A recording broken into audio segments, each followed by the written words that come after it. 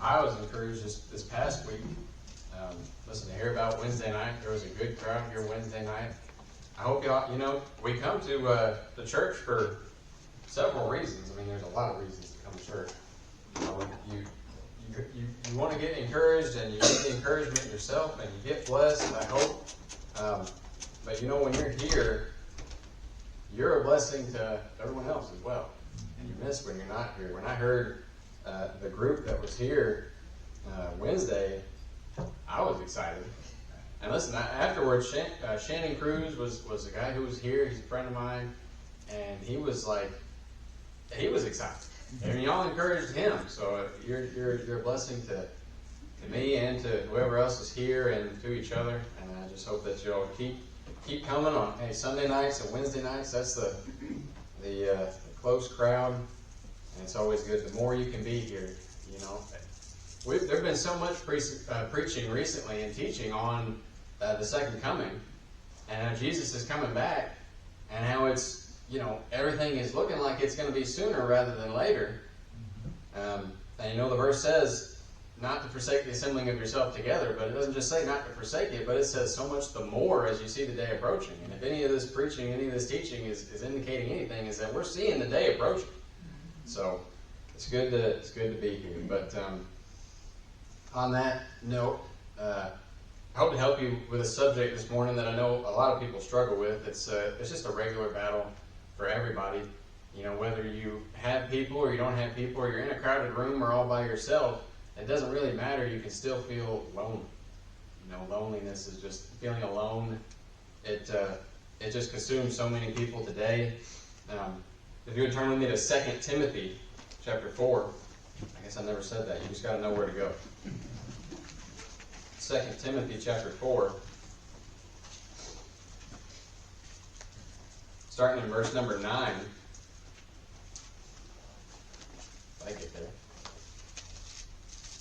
2 Timothy 4 and verse 9, it says, "Do thy diligence to come shortly unto me." Now this is Paul talking.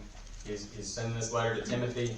Timothy's been left at the church at Ephesus, and so he's not with him. But he says, "Do thy diligence to come shortly unto me, for Demas hath forsaken me, having loved this present world, and is departed unto Thessalonica, Crescens to Galatia, Titus unto Dalmatia. Only Luke is with thee. Take Mark and bring him with thee, for he is profitable to me for the ministry. And Tychicus have I sent to Ephesus, that the cloak that I left at Troas with Carpus, when thou comest, bring with thee, and the books, but especially the parchments. Alexander the coppersmith did me much evil. The Lord reward him according to his works. Of whom be thou ware also, for he hath greatly withstood our words. That at my first answer no man stood with me, but all men forsook me. I pray God that it may not be laid to their charge. Notwithstanding, the Lord stood with me and strengthened me, that by me the preaching might be fully known, and that all the Gentiles might hear. And I was delivered out of the mouth of the lion." Let's go to the Lord in prayer. Lord, I thank you for this morning. I thank you for everything you've done for us and bring us through this week. And Lord, blessing yesterday as we went out and knocked on doors and opening people's hearts and ears to your word. And Lord, I pray that you do the same for us today. Lord, that you give me the words to say, and Lord, let it be all of you and none of me. And Lord, I just pray that everyone here would get from your word what you want them to get. And Lord, just lead and guide and direct us. Give us the wisdom to hear it, and not only to just hear it, but to write it on our hearts and carry it with us. And we thank you for everything you've done and everything you will do. In the name of Jesus, I pray. Amen. So Paul, as we've said, Paul was a man of many trials. He worked a lot. I mean, it says he was in labors more abundant. It was one of his proofs for being an apostle. He's like, look, all these other guys are apostles. I work harder than all of them. And I mean, that wasn't a boast. It was just, he really did. He did a lot. And we've said many times, we've talked about all the stuff he went through, but often there was men there with him to help him. Whether it was Timothy or Titus or when he met with the elders at Ephesus in Acts 20, you see they were pretty close. They were really upset that they wouldn't see him anymore. And, often, even when he was in prison, they'd go to shores and they'd be in places where there were other believers there, and they'd minister to him and help him and try to encourage him, and they'd encourage each other. But sometimes he was alone. Sometimes Paul had to stand when no one else stood with him. Sometimes Paul had to have it determined in his heart already that he was going to do right when no one was there to help him. And that gets difficult. He said at the first, no man stood with him. And you think, why? There's many reasons for feeling lonely, for saying to yourself that no one stands with me. Like I said, you could be in a crowded room full of people and feel completely alone, And there's a lot of reasons for it. A lot of different people make us feel lonely. And then you see a lot of those types of people in here today in this passage. And so I would go through those quickly. It's first, you see Demas, right? He sticks out the most. You hear a lot of sermons on Demas. I could preach a sermon on just Demas and not being a Demas yourself. But what he did, what was he? You see in other passages besides this one, he was a fellow laborer. He was a helper. He was a friend to Paul. He traveled with him. He was another Timothy or Titus or one of those guys until he abandoned him. He left him behind. Paul is going through all this stuff, and Demas, having loved this present world, it says he forsook him. He left him behind. We've got, I don't know if, I'm sure all of us at some point have had someone that we thought was a friend, someone that you might have counted on and relied on and trusted, and then they leave. They abandon you. They betray you. As Paul, that's got to feel pretty rough. It just takes all the wind out of your sails when someone you thought was your friend or even your best friend just turns on you. I remember growing up, I was homeschooled, and the kid, usually when I say that, people are like, well, that explains a lot. I don't know what they mean by that. But I was homeschooled, and my friends across the street, they were also homeschooled, and there was like 5 boys over there. So, just every day, I get done with school, I go out and we're doing something. We're, racing bikes, wrestling, hitting each other with sticks, throwing apples at each other, shooting each other with airsoft guns and BB guns, anything. We had a lot of free time. And we did all kinds of stuff together, racing lawnmowers. That's listen, you voted me in. You should have known you were getting a redneck. Because I've been here for a while. That's why I like what my dad describes himself and us as high-tech rednecks. I'm from Tennessee. It's just what it is. But it's not as exciting as it sounds. You have those lawnmower racing events. We didn't have the ability to change the mowers in any way. So it's this race is like I'm gonna catch up. It's exciting stuff. But we did all kinds of stuff together. And when by the time we were 12. We started mowing lawns for money, And we had a bunch of lawns, and I'd mow, they'd weed. We had the whole system, and we saved up money and bought better lawnmowers, better weed eaters. And my grandfather, who also just lived up the street, he was like our resident mechanic and advisor.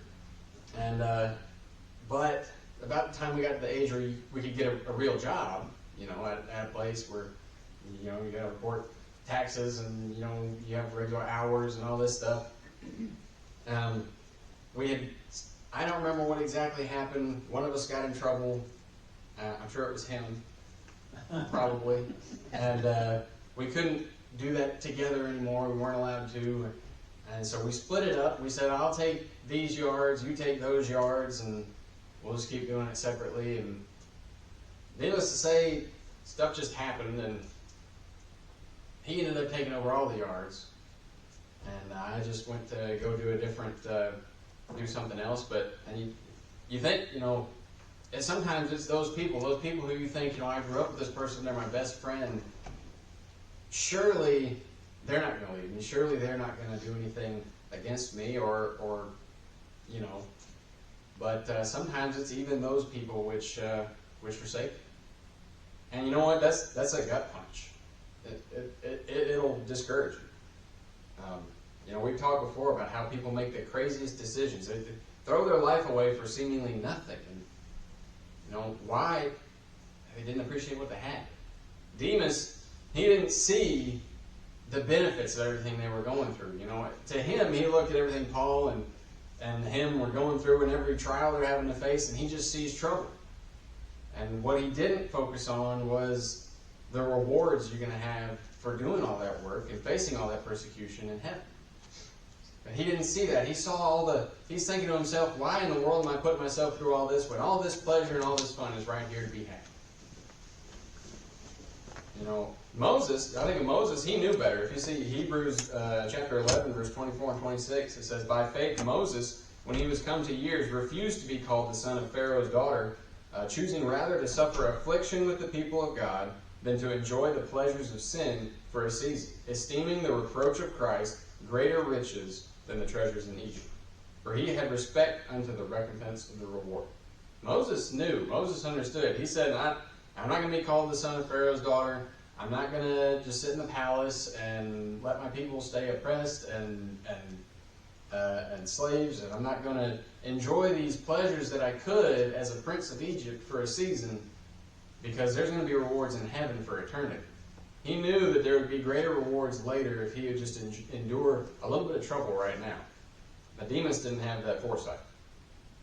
You know, I would think you're here this morning, you're in church rather than sleeping the day away. You know, you're here rather than sleeping in. You're here rather than, you know, being first in line at Shoney's, if any of them even exist anymore.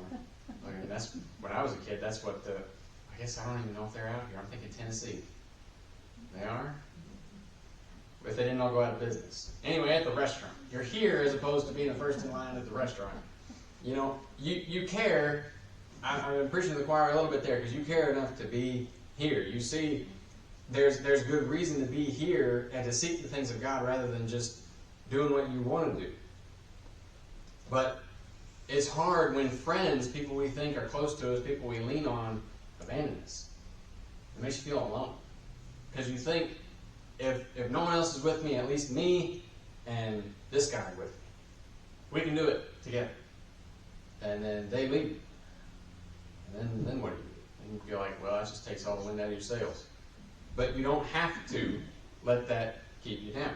Right? The wind feels like it gets knocked out of your sails, but when no man stands with you, you see here, Paul kept going, even though no one's with him, no one stands with him, but the Lord stood with him. The Lord was with him. If we choose to do right, rather than chase pleasure and popularity, God will help us. So you see the Demases. You know, there's plenty of Demases in our lives. And secondly, you see Alexanders. I'm sure we've all had Alexanders in our life. If you look in there was no feigning friendship with Alexander. Right? Alexander the coppersmith, see in verse 14, he says, Alexander the coppersmith did me much evil. The Lord reward him according to his works. I mean, this guy is just a straight up enemy. He's an opponent. He just, and I'd imagine that we've all at some point in our life had those people. Like, they just fight you at every turn, seemingly for no reason. And you don't know why.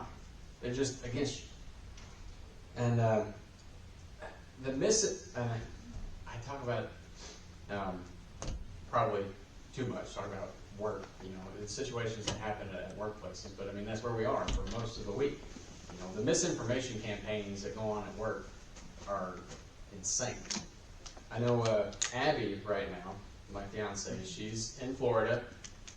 We're getting married in like 25 days, I think. It's coming up fast. But for now, she's just working at Chick-fil-A to save up some money until she comes back up here to Kentucky. And, you know, she's a hard worker. And she tries to do things right. And it's crazy. You'd think if you're at your job and you try to do things right, everybody'd be all for it. But it's like oftentimes you try to do things right and they don't want it done right. They just want it done as fast as possible. But there's just one particular manager who, you know, it just throws her off completely because he's like, if you need help, let me know. And then when she asks for help, he acts like, you know, she's stupid for needing help. And then he goes and talks about her behind her back to whoever and all this stuff. And man, she was just thrown in a complete tailspin. She was crying. She's like, everybody, they're going around and saying this about me to everybody, and they all believe him, I'm sure. all this stuff. She's so upset. And I'm like, oh, wait a minute. Who else has come to you and said that they heard about this? I said, no. Well, have you specifically heard this other person talk about you to somebody else? I said, no.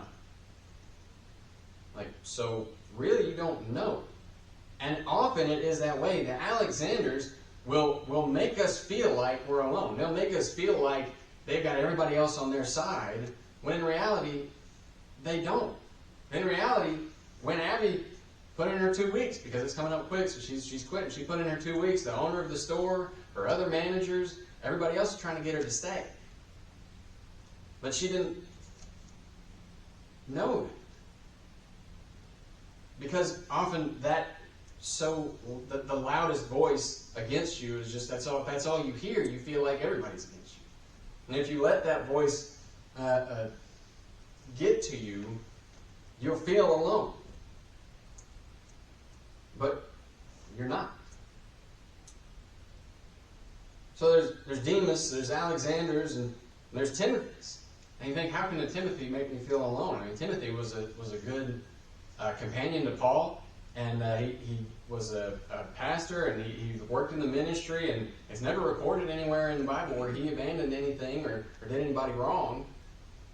But he's not with. You see in verse 9 and 10, you see that Paul is urging Timothy to get to him. So he's not with him. He's not with Paul. And he's not with Paul not for some bad reason, right? They didn't split up and go separate ways because Timothy started some drama, or they disagreed with something, or they had some argument. Timothy wasn't with Paul because he was left in Ephesus to work in the ministry. He wasn't away from Paul because they hated each other. He was just away from Paul because God's will was for him to be somewhere else. And now, I say this, and you look at me and be like, well, how in the world did you know? But I don't have to have experienced it to be able to look and see that it can be difficult. Say you're a parent and you have several kids, and you spend 20 to 30 years raising all these kids and being used to having a house full of kids. They grow up and leave, and suddenly it's just maybe you and your spouse, and I bet you that feels pretty lonely. My mom, I love my mom. She's a great lady. I love her to death. She will tell you vehemently she's not a cook. She will tell you. She's like, I hate cooking. I cook because we have to have food to eat to live. And so when she gets a recipe figured out that works, she just doesn't change it. Don't change the portion sizes. Don't change anything. It works.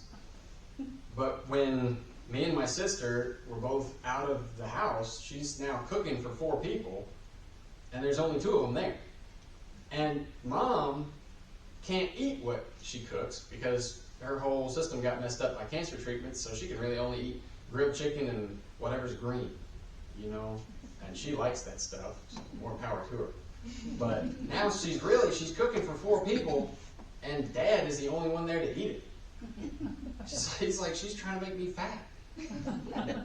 And she's just not used to that. She misses us being there. And me and Abby, she's from Florida, I'm from Tennessee. When we get married, she's going to leave her parents, come to Kentucky. I've already left my parents, come to Kentucky. And we're going to be here. I mean, we're here.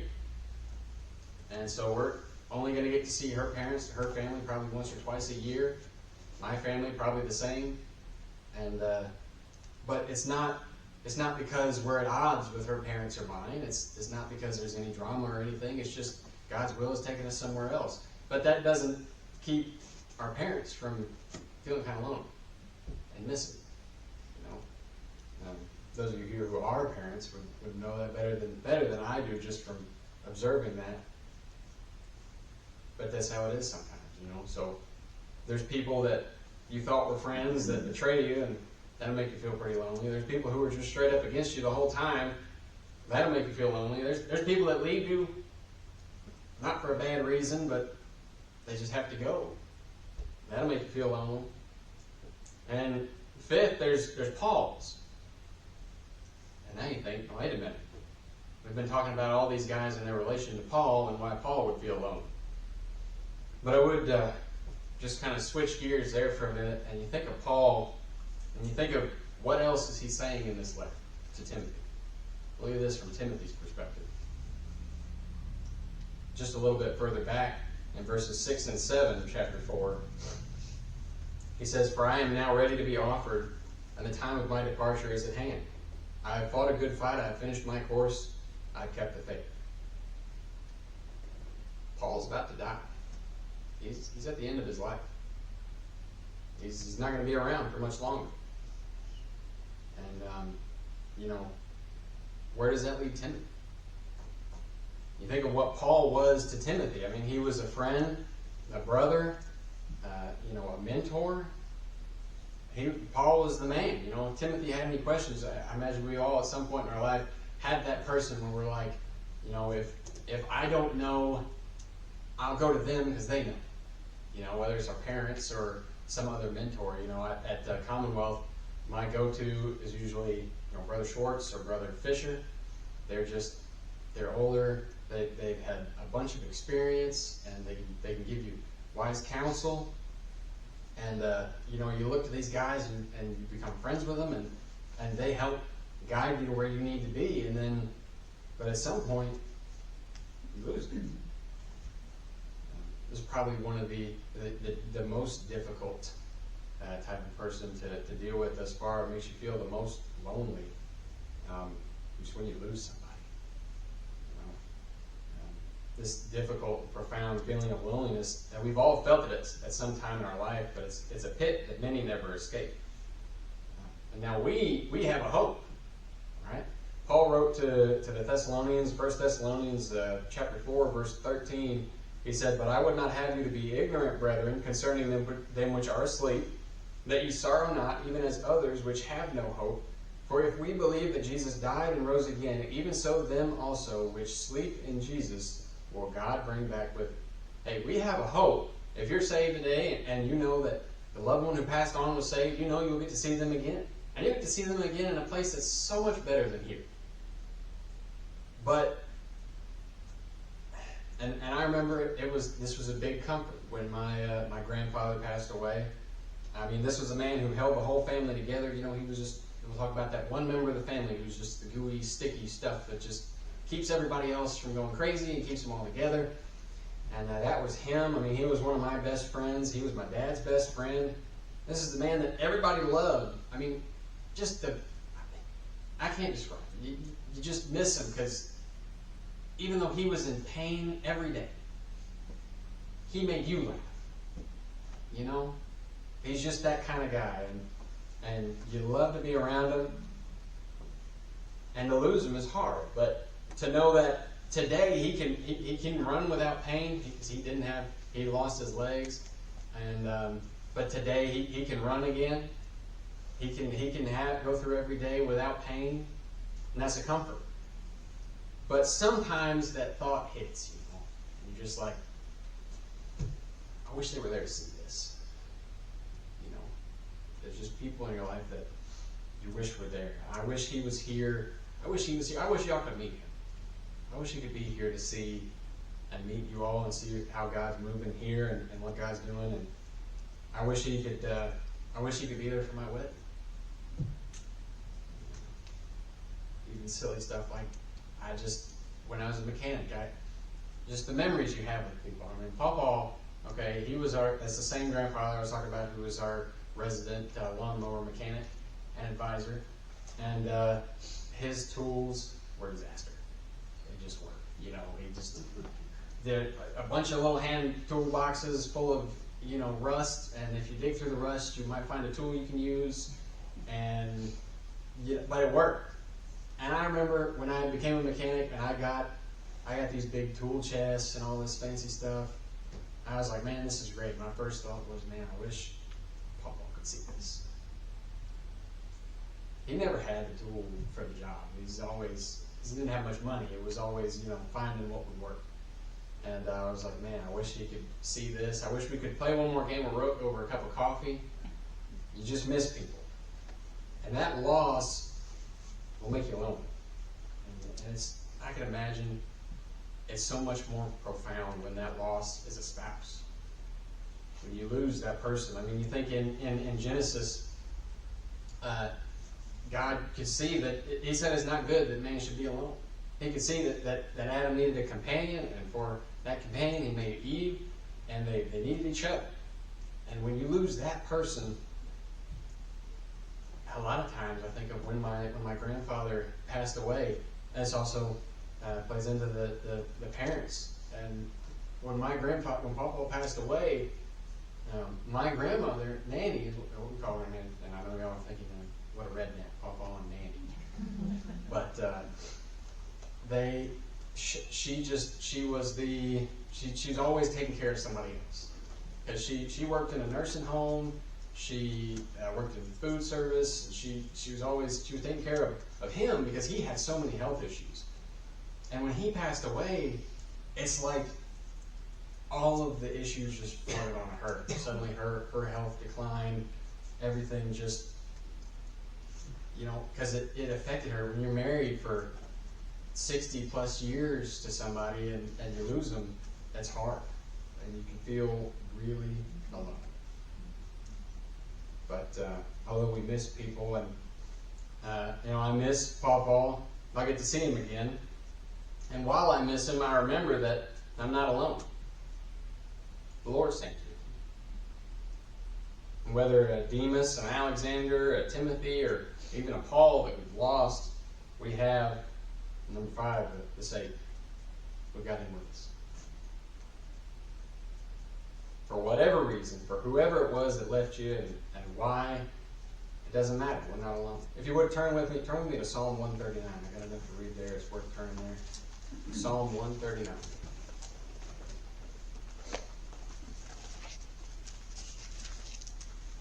In verse number 7.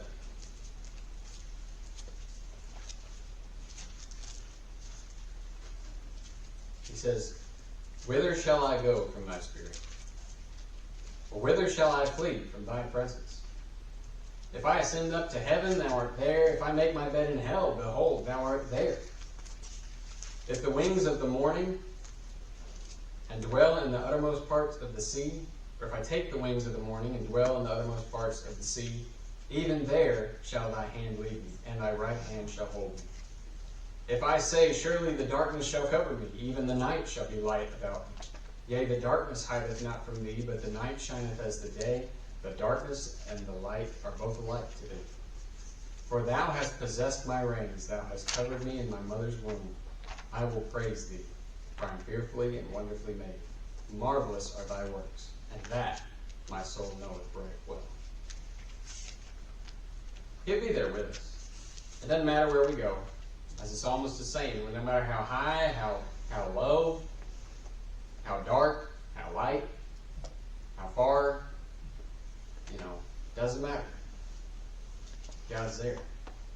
And, sometimes when you're trying to run from God, that's almost a curse, because He's right there, no matter how far you try to run.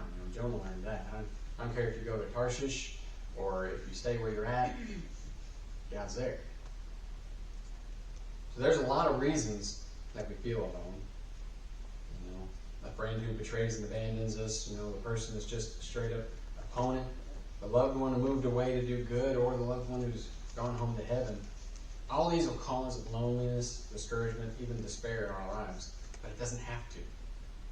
We have a rock that no matter where we are, or if we have friends or not, He's there. No matter what we face, no matter what the trouble in our daily life or in relationships, whether people leave us or they don't, whether we do what we should or we don't, whether we're facing trials or it's good in the hills or the valleys, God's there. We just got to find Him, and like the psalmist said, let His hand hold you and let His hand guide you. It says in other places, "There are a light unto my feet and a light unto my path." Right? He'll show you the way to go. And like I said, no matter how lonely you may feel at a given moment, you look for Him, He's there. If you would, go ahead and stand with me. Every head bowed and every eye closed as he begins to play.